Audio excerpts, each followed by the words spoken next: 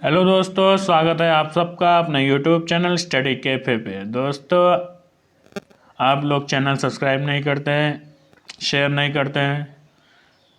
दोस्तों, चैनल को सब्सक्राइब करिए और शेयर करिए अपने दोस्तों के भी, ताकि मैं भी ऐसे ही लगा रहूं आप लोगों को करंट अफेयर, ताज़ी ताज़ी खबरें ला के आप लोगों को दिखाता रहूं, जो आपके एग्ज़ाम्स और प्रतियोगिताओं के लिए महत्वपूर्ण होते हैं। वैसे ही क्वेश्चन चुन चुन के लाता हूं दोस्तों, जो एग्ज़ाम में पूछे जाते हैं।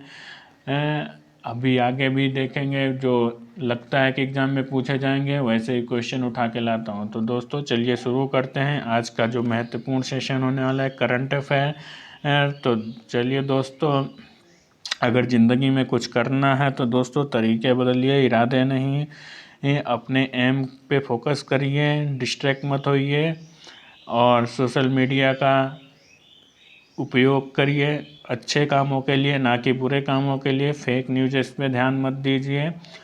चलिए दोस्तों, तो आज का जो करंट अफेयर का क्वेश्चन रिलेटेड है वो है India's rank in forest area gain. जो इंडिया का रैंक है फॉरेस्ट में, फॉरेस्ट गेन करने में, गेन मतलब फॉरेस्ट एरिया बढ़ रहा है इंडिया में दिन पर दिन। तो उसकी रिपोर्ट जारी की है। जो एक सर्वे में पता चला है कि इंडिया का जो पोजीशन है, जो इंडिया, सबसे पहले दोस्तों इंडिया के बारे में जान लीजिए कि इंडिया जो है ना, वो वर्ल्ड की 7वीं सबसे बड़ी कंट्री है, 7th largest country in the world. तो पहले पे कौन से आते हैं कंट्री? रशिया। रशिया इस दुनिया की सबसे बड़ी, मतलब इस वर्ल्ड की सबसे बड़ी जो कंट्री है वो रसिया है। रसिया के बाद कनाडा आता है दूसरे नंबर पे, फिर आता है चाइना, फिर आता है यूएस, फिर ब्राज़ील, फिर आता है ऑस्ट्रेलिया। ये 6 कंट्री, 6 पे आता है ऑस्ट्रेलिया। फिर 7th लार्जेस्ट कंट्री इज़ अपना प्यारा भारत, इंडिया। इंडिया जो है 7th largest country in the world, जो अपने जोग्राफिकल एरिया का 24% फॉरेस्ट कवर करता है। जो इंडिया का जितना भी पार्ट है 100% है, तो उसमें से 24% जो है वो फॉरेस्ट कवर में आता है। और ये दुनिया का 2% वर्ल्ड आता है, 2% फॉरेस्ट कवर इंडिया में आता है। अगर 100 पूरे वर्ल्ड में 100 पेड़ हैं तो 2 पेड़ इंडिया में आते हैं, ऐसा है। तो जो लोकेशन है ये देखेंगे और देखेंगे कि टॉप पे कौन सी कंट्री है इस रिपोर्ट के द्वारा, और कौन सा स्टेट टॉप पे है, कौन सा स्टेट सबसे ज़्यादा फॉरेस्ट एरिया कौन से स्टेट में है, ये सब आपको बताया जाएगा। तो दोस्तों, जो टॉप कंट्रीज़ है ना, वो जो सबसे ज़्यादा फॉरेस्ट कवर है उनका सबसे ज़्यादा है ब्राज़ील का। जैसे आप देख पा रहे हैं, यहाँ पे लिखा भी है मैंने नोट्स में, ब्राज़ील सबसे ज़्यादा फॉरेस्ट कवर करता है। और उसके बाद आता है कॉन्गो, फिर आता है पेरू एंड रशिया। ये जो 5 देश हैं, ये दुनिया का सबसे ज़्यादा फॉरेस्ट रिजर्व, जो फॉरेस्ट एरिया है, जो जंगल का घनत्व है उनका, वो सबसे ज़्यादा है। तो सबसे ज़्यादा है ब्राज़ील का, फिर आता है कॉन्गो का, फिर आता है पेरू, उसके बाद रसिया। और दोस्तों, जो इसका जो ब्राज़ील का परसेंटेज है वो 59%, अपने एरिया का 59% फॉरेस्ट में उसका कवर होता है। और जो पेरू है उसका 56% है, कॉन्गो का 50% है, सॉरी रसिया का 50% है, कॉन्गो का 56% है। तो दोस्तों इसको ध्यान रखें ना। और इंडिया का कितना है? इंडिया का 24%। इंडिया अपने लैंड मास का जो है वो 24% फॉरेस्ट एरिया में कवर करता है।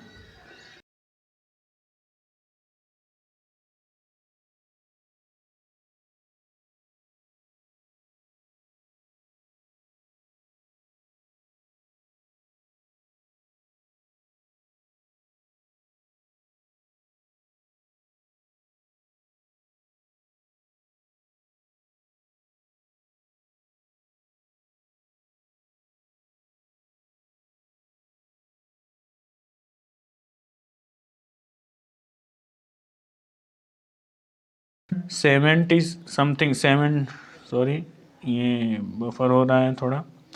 85% जो है मिज़ोरम अपने एरिया का 85% फॉरेस्ट जो है जंगल, उसमें 85% जंगल है, बाकी जो 15% बचा वो ज़मीन है। वैसे ही अरुणाचल प्रदेश जो है वो 79% अपने ज़मीन का 79% उसका जंगल है। मेघालय में 76%, मणिपुर में 74%, नागालैंड में 74%। और अगर बात की जाए कि कौन सा इसके मध्य प्रदेश के बाद कौन सा स्टेट सेकंड पे आता है, तो अरुणाचल प्रदेश। अरुणाचल प्रदेश जो है वो सेकंड नंबर पे आता है। और the state has 9% of the countries total forest cover. जो अरुणाचल प्रदेश है उसमें 9% पूरे देश का 9% जो फॉरेस्ट कवर है वो अरुणाचल प्रदेश में है। और जो मध्य प्रदेश है वो 11% है। और छत्तीसगढ़ में इंडिया का 8% फॉरेस्ट कवर छत्तीसगढ़ में आता है। उड़ीसा में 7%, महाराष्ट्र में भी 7% आता है। तो अभी ये हिंदी में उसको ही कन्वर्ट करके लिखा है। तो आप देखिए, the very dense forest cover in India has increase by 20% between 2011 and 2021।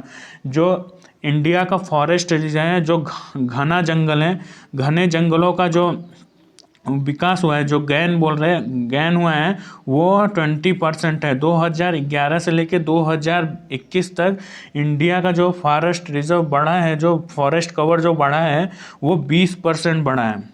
और जो ओपन फॉरेस्ट होते हैं वो 7% इंक्रीज़ हुए हैं, वो 7% की बढ़ोतरी हुई है उसमें। तो दोस्तों इसको ध्यान रखना पड़ेगा, काफ़ी ये डेटा वाले क्वेश्चंस हैं। ये एग्ज़ाम में बहुत बार पूछे जाते हैं कि परसेंटेज वाइज सबसे ज़्यादा फॉरेस्ट कौन से राज्य में है, तो वो मिजोरम है। अगर एरिया वाइज पूछा तो मध्य प्रदेश में है। तो इसको देखेंगे, एरिया सबसे ज़्यादा एरिया कहाँ कवर करता है, तो मध्य प्रदेश में है, जो ईस्ट मिडल इंडिया में आता है मध्य प्रदेश। तो नेक्स्ट पे चलते हैं, जो आगे क्या है इसका जो क्रिटिसिज्म हुआ है कि इसमें क्या करते हैं, क्रिटिसिज्म क्यों हो रहा है। जो इन्वायरमेंटलिस्ट हैं वो इस पे क्वेश्चन उठा रहे हैं सरकार के लिए, सरकार को, यूनियन गवर्नमेंट को, कि ये इसमें क्या हो रहा है कि जो प्लांटेशन, जो गार्डन भी है उसको भी फॉरेस्ट में इंक्लूड कर रहे हैं। एक स्पेसिफिक डेफिनेशन नहीं दिया है इसमें, इंडिया का कोई एक अपना खुद का डेफिनेशन नहीं है कि हम इसको फॉरेस्ट बोलेंगे, एक पेड़ को ही फॉरेस्ट बोलेंगे, या एक 10 पेड़ है उसको फॉरेस्ट बोलेंगे, एक गार्डन को फॉरेस्ट बोलेंगे, जंगल बोलेंगे, या किसको जंगल बोलेंगे, कोई डेफिनेशन नहीं है इसमें, सब इंक्लूड करके बताया गया है। तो इसलिए इंडिया जो ये इन्वायरमेंटलिस्ट है, जो पर्यावरण के जानकार लोग हैं, उनके द्वारा इसका क्रिटिसाइज़ किया जा रहा है, इसका जो विरोध किया जा रहा है एक तरीके से। तो जो है, और इसकी जिसको आलोचना बोलते हैं वो हो रही है।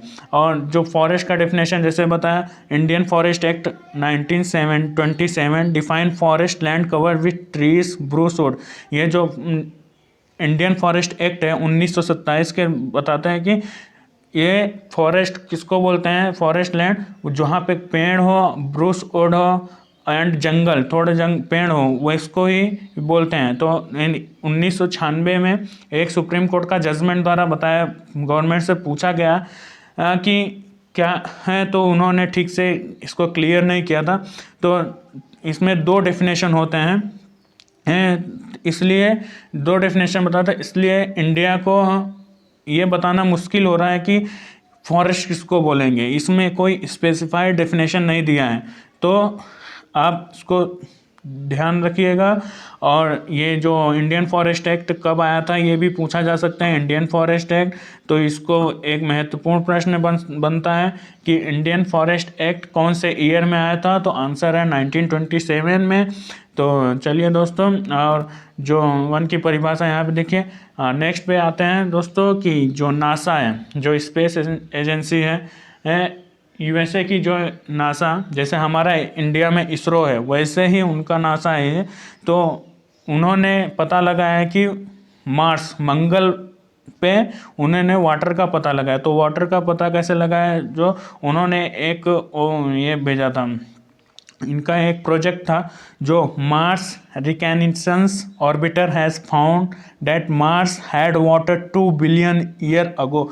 तो नासा ने इसको पता लगाया है, जो इन्होंने ये प्रोजेक्ट भेजा था अपना, जैसे मिशन भेजा था, तो उस मिशन से पता चला कि मार्स पे 2 बिलियन ईयर अगो, 2 बिलियन साल पहले वहाँ पे पानी था।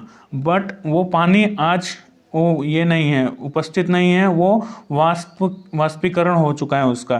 तो जो ये एमआरओ भेजा गया था मार्स रिकॉग्निशंस ऑर्बिटर जो था उसने पता लगाया कि यहाँ पे पानी का फ्लो होता था, बहाव था, और सॉल्ट का डिपॉजिट, नमक का भी जमाव भी वहाँ पे इन्होंने उस सरफेस पे, उस सतह पे मिला है, उस प्लेनेट पे, मार्स प्लेनेट पे।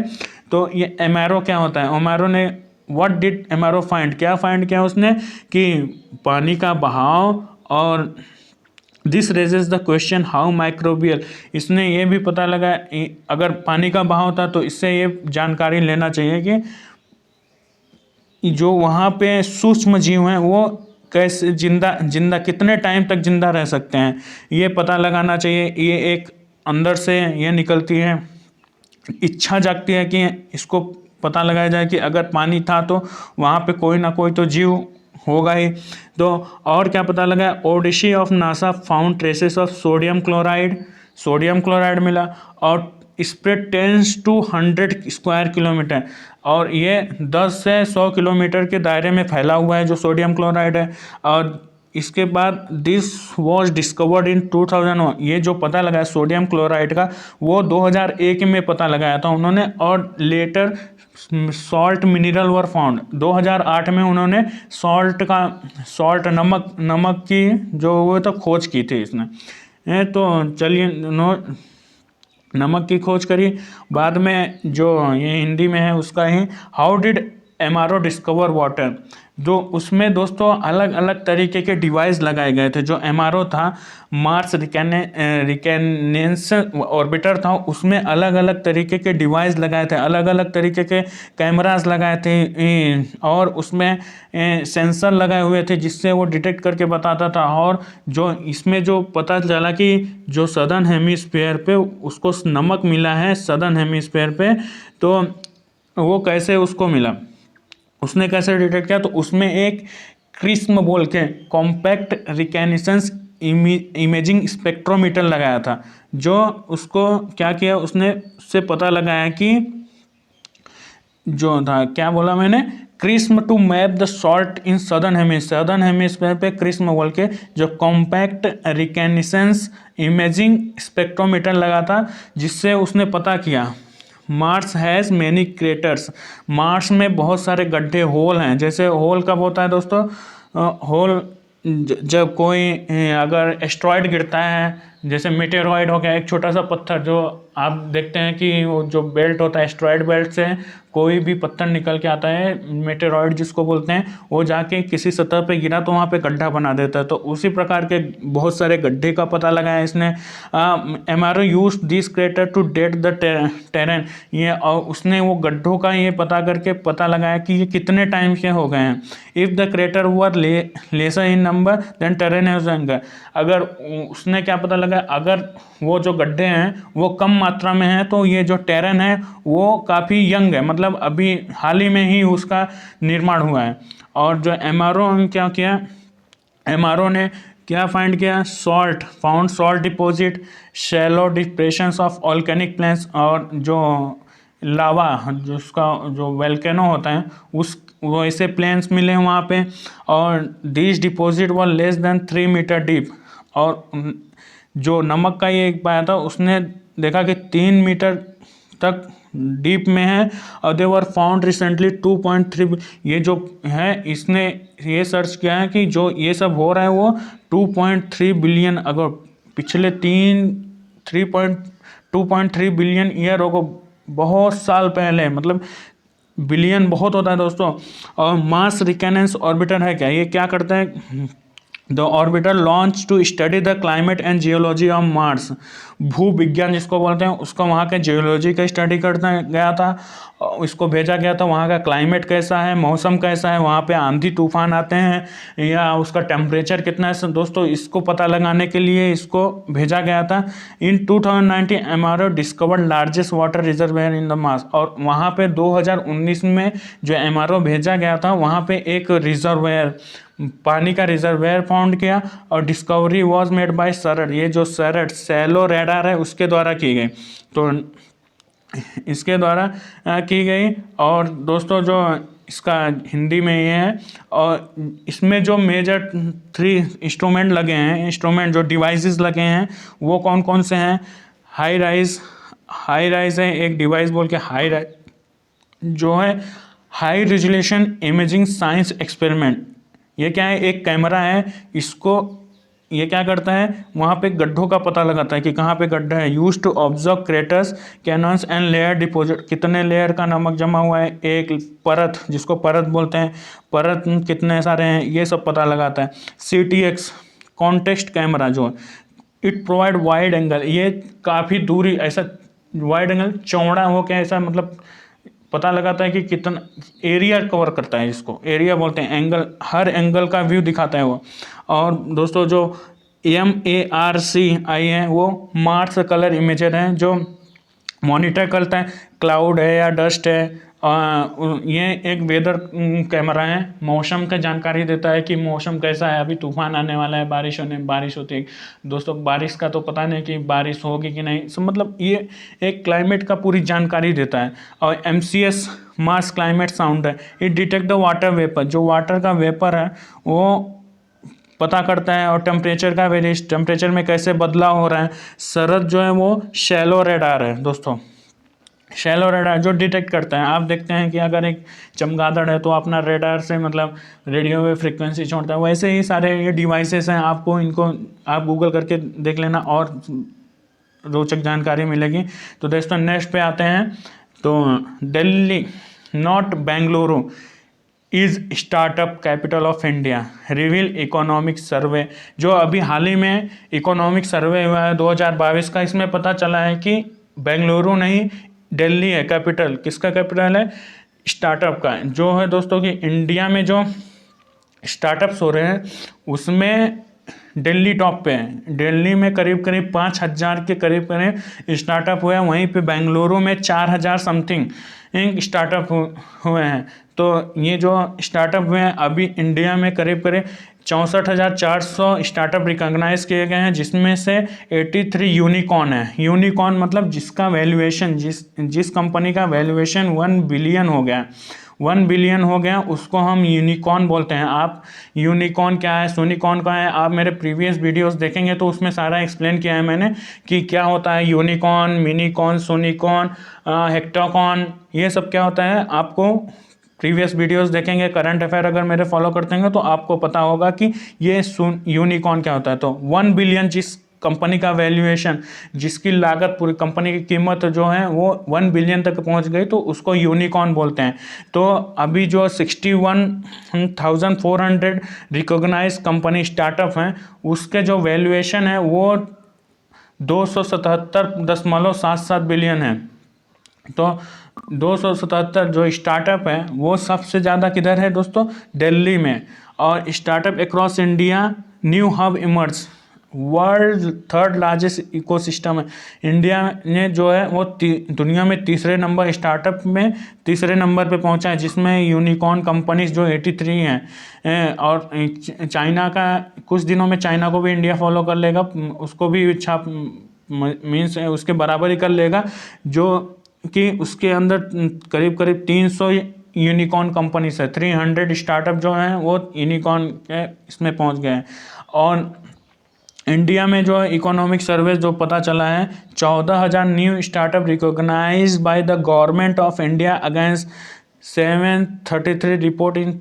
और ये जो है 2016 और 17 का डेटा देखें तो उसके हिसाब से 733 ही स्टार्टअप चालू हुए थे। अभी जो है 14,000 न्यू स्टार्टअप ये हुए हैं, हाल ही में सर्वे में पता चला है।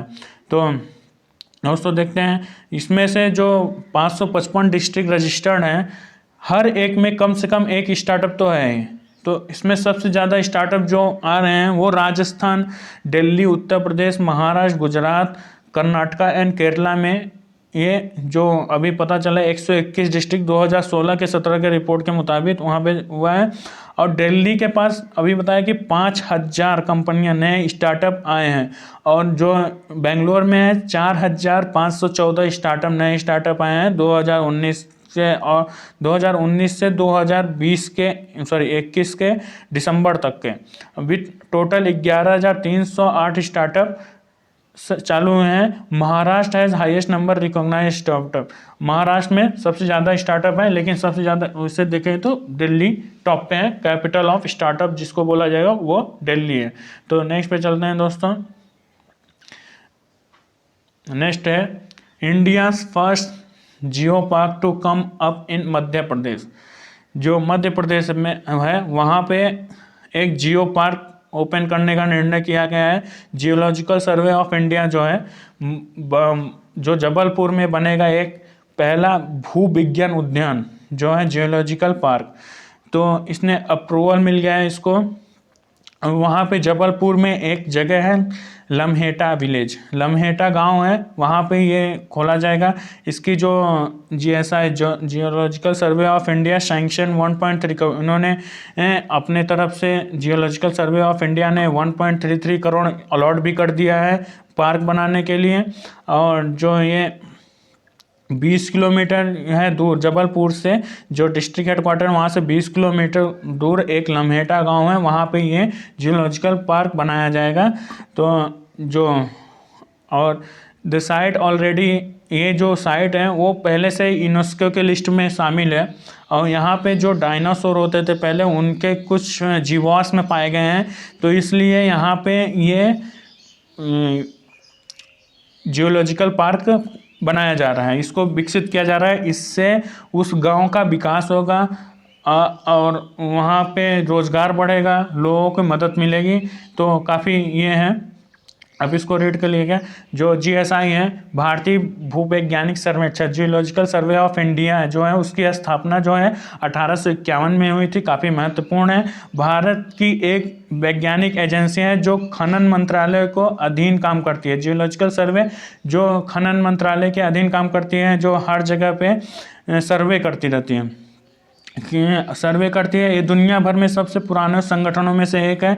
इसकी स्थापना जो कितना 1851 में हुई थी, और सर्वे ऑफ इंडिया स्थापना 1767 में हुई थी। यह भारत की भूवैज्ञानिक सर्वेक्षण और अध्ययन करने के लिए निर्धारित किया गया है। यह कोयला, इस्पात, सीमेंट, धातु, बिजली उद्योग और अंतर्राष्ट्रीय भूवैज्ञानिक मंचों में आधिकारिक भागीदार के अलावा आम जनता, उद्योग और सरकार के लिए बुनियादी पृथ्वी विज्ञान की जानकारी में प्रमुख प्रदाता के रूप में भी कार्य करती है।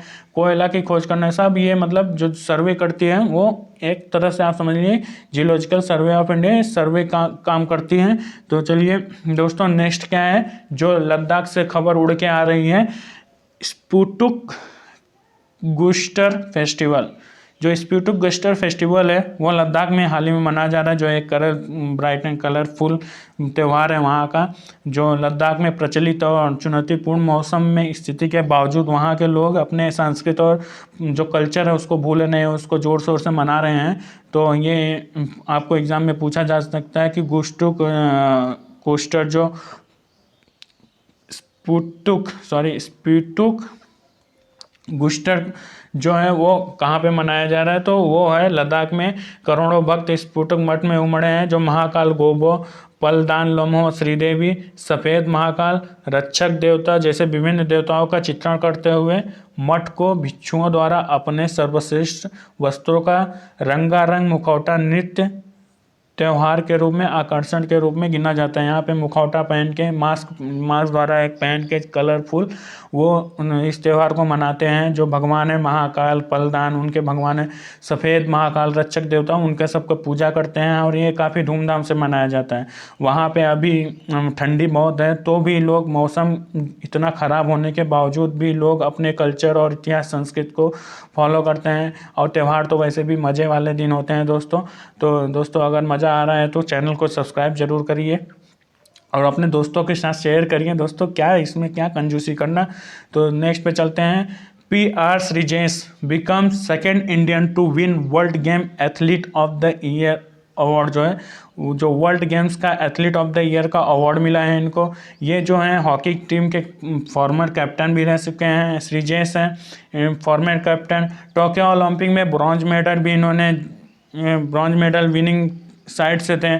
और इन्होंने वोटिंग होती है कि किसको दिया जाए, कि ये जो अवार्ड है global athlete world athlete award जो है, वर्ल्ड गेम्स का एथलीट अवार्ड, वो उसमें वोटिंग होती है। तो वोटिंग में इनको मिली 1,27,647 वोट इनको मिले हैं। लोपेज एक वो भी एक खिलाड़ी हैं, उनको 67,421 वोट मिले हैं।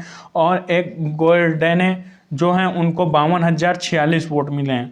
तो इस हिसाब से 1,27,000, सोचिए दोस्तों कितना वोट मिला है, कितना ज़्यादा मार्जिन से जीते हैं।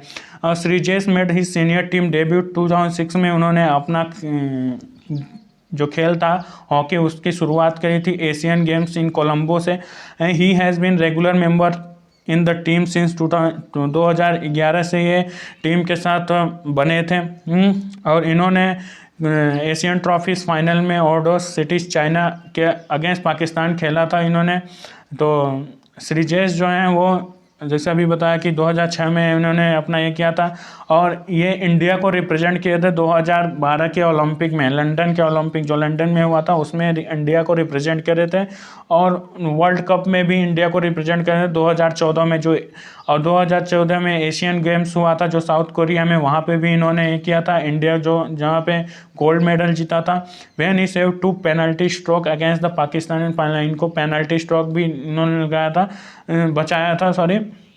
इन्होंने बचाया था 2 पेनल्टी स्ट्रोक जो खड़े होकर लोग गोल करते हैं उसमें इन्होंने सेव किया था, जो इंडिया को जीतने में मदद मिली थी। और देखते हैं दोस्तों और क्या है, एमसीक्यू बेस्ड जो क्वेश्चंस हैं आज से जो लाया हूँ, जो करंट अफेयर से रिलेटेड ही रहते हैं। तो पहला क्वेश्चन है, which has become the countries first sport unicorn company. अभी दोस्तों बताया कि यूनिकॉर्न क्या होता है, वो जिस कंपनी का 1 बिलियन जो है अगर वर्थ, जो उसका वैल्यू किसी कंपनी का वैल्यू 1 बिलियन हो जाता है तो उसको यूनिकॉर्न कंपनी बोलते हैं। तो अभी हाल ही में कौन से कंपनी ने किया है, Mumbai Indians, Chennai super Kings, Kolkata night Riders या लखनऊ सुपर जायंट। तो लखनऊ सुपर जायंट दोस्तों अभी तो हाल ही में ही आईपीएल में शामिल होने जा रही है, अभी इस साल से आईपीएल में शामिल होगी। तो इसका आंसर जो है वो है B answer, Chennai is the correct answer of this question. Chennai का वैल्यूएशन जो है वो अभी 1 बिलियन कंप्लीट हुआ है। तो नेक्स्ट पे चलते हैं दोस्तों। Next question, Chennai super king, ये इसका आंसर है, आप पढ़ लीजिएगा, जो अभी हाल ही में 4 बार आईपीएल जीत चुकी हैं चेन्नई सुपर किंग्स। इसके जो कैप्टन है वो महेंद्र सिंह धोनी हैं। अभी 2021 में भी जो यूएई में हुआ था उसमें भी इन्होंने अपना जलवा कायम रखा, एक चौथी बार इन्होंने ट्रॉफी को अपने हाथों में लिया। और who has won the title of women's Asia cup of 2022, महिला एशिया कप 2022 का खिताब किसने जीता है। ऑप्शन है India, option B South Korea, option C Japan या ऑप्शन डी अमेरिका। तो दोस्तों इसका जो आंसर है वो है Japan, option C is the correct answer. जो जापान है दक्षिण कोरिया को हरा करके जापान ने अपना तीसरा खिताब जीता जो एशिया कप का है। तो शीर्ष 4 टीमें जो महिला टीम विश्व कप के लिए क्वालिफाई किया था उसमें जापान ने ये जो कारनामा कर दिखाया है जापान की टीम ने। नेक्स्ट पे चलते हैं, India launch the year of environment with which friendly country. Bharat ने किस मित्र देश के साथ पर्यावरण वर्ष की शुरुआत की है। तो option A Nepal, option B France, option C Brazil या ऑप्शन डी जापान। तो दोस्तों यहाँ पे 4 कंट्रीज हैं, तो सारे अपने ही दोस्त हैं। तो इसमें से जो ज़्यादा महत्वपूर्ण अभी हाल ही में बहुत ज़्यादा उभर के आ रहा है, जिसके साथ हमने राफेल की डील भी की थी और हमारे जो वहाँ के मिनिस्टर है, प्रधानमंत्री है, वो भी इंडिया की तारीफ करते हैं। तो ये फ्रांस है। फ्रांस जो है वो इंडिया के साथ मिलकर पर्यावरण की जो है वो शुरुआत कर रहे हैं। पर्यावरण मंत्री जो प्रकाश जावड़ेकर हैं उन्होंने फ्रांसीसी समकक्ष के साथ जुड़ के इसका शुभारंभ किया है। फ्रांस और भारत ने आसाम, राजस्थान, झारखंड परियोजनाओं के शुरू कर रहे हैं। जो इसका जो ये उद्देश्य है वो विकास है। भारत और फ्रांस का जो रिलेशनशिप है उसको और मजबूत करना है। तो चलिए नेक्स्ट पे चलते हैं। The environment ministry recently released a national action plan for conservation of which species। पर्यावरण मंत्रालय ने हाल ही में ही किस प्रजाति के संरक्षण के लिए एक राष्ट्रीय कार्य योजना जारी की है? वो ऑप्शन ए मैरीन टर्टल, या option be great Himalayan bustard, या ब्रह्मपुत्र डॉल्फिन, या ब्लैक बक। तो ऑप्शन इसमें से जो आंसर है दोस्तों वो है marine turtle. Option A is the correct answer. Considering the need of conservation paradigm marine, जो ये समुद्री मेघाजीवों को कछुआ संरक्षण के लिए काम किया जा रहा है, और उसे ध्यान में रखते हुए जो जलवायु परिवर्तन मंत्रालय है उन्होंने 2021 में राष्ट्रीय समुद्री कछुआ अभियान योजना चालू की है, जिसमें कछुओं को बचाना बहुत ज़रूरी है। तो नेक्स्ट पे चलते हैं दोस्तों। Amrit Mahotsav which was seen in news recently is the celebration of which event? हाल ही में खबरों में रहा अमृत महोत्सव किस आयोजन का उत्सव है? ऑप्शन ए नेताजी की 125वीं जयंती, भारत की स्वतंत्रता का 75वां वर्ष, या 1971 के युद्ध का 50वां वर्ष, कारगिल युद्ध का 50वां वर्ष। तो दोस्तों जो ये अमृत महोत्सव मनाया जा रहा है ना, वो भारत की आज़ादी, जो भारत का स्वतंत्रता दिवस है उसके प्रत्यक्ष में मनाया जा रहा है। ये आज़ादी को 150 साल होने 75 साल होने पे आज़ादी महोत्सव मनाया जाता है, जो सरकार द्वारा, केंद्र सरकार द्वारा चालू किया गया, जो अपनी संस्कृति और उपलब्धियां हैं, गौरवशाली इतिहास है, उसको लोगों के बीच प्रचलित करने के लिए ये सब महोत्सव मनाया जा रहा है। जो आज़ादी का अमृत महोत्सव है उसके लिए मनाया जा रहा है, ताकि हमारा इतिहास कोई भूले ना, क्योंकि आज की जनरेशन तो सोशल मीडिया पे ही लगी रहती है दोस्तों।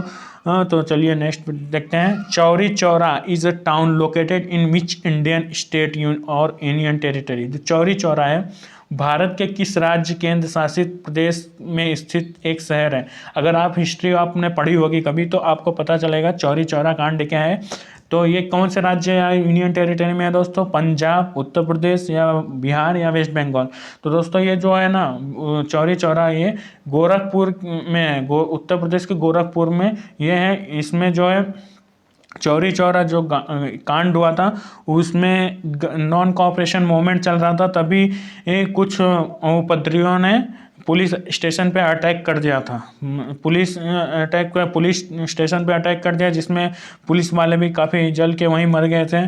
तो उसके लिए इस वजह से गांधी जी ने इस इंसिडेंट को देखते हुए जो असहयोग आंदोलन, नॉन कोऑपरेशन मूवमेंट था, इसको वापस ले लिया था।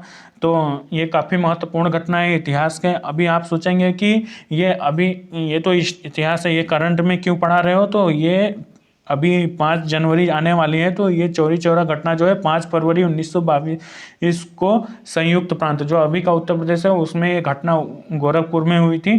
तो पहले उत्तर प्रदेश को संयुक्त फ्रांस मतलब नॉर्थ प्रोविंस के, यूनाइटेड प्रोविंस के नाम से जाना जाता था। हाँ, तो अभी हाल ही में नाम बदल दिया है। तो इसको जो उत्तर प्रदेश है चौरी चौरा सेलिब्रेशन के बारे में बताया, तो चौरी चौरा सैनिटरी सेलिब्रेशन इसके लिए न्यूज़ में है। और ये जो है, चलिए दोस्तों नेक्स्ट पे चलते हैं, आप इसको और डिटेल में जानेंगे। थैंक्स फॉर वॉचिंग गाइस, और चैनल को दोस्तों सब्सक्राइब करिए, अपने दोस्तों के साथ शेयर करिए, और आएगा नया क्लास लेके आऊँगा जो कल आएगा करंट अफेयर का, और एक फटाफट सीरीज़ जो आप लोग जानते हैं कि फटाफट सीरीज़ भी आती है, तो फटाफट सीरीज़ को भी आप लोग जाके देखिए। वहाँ पे आपका जनरल नॉलेज जो है वो बूस्ट करने में मदद मिलेगा। काफ़ी अच्छे प्रश्न वहाँ पे डिस्कस किए जाते हैं। तो चलिए दोस्तों, thank you so much for watching and subscribe the channel.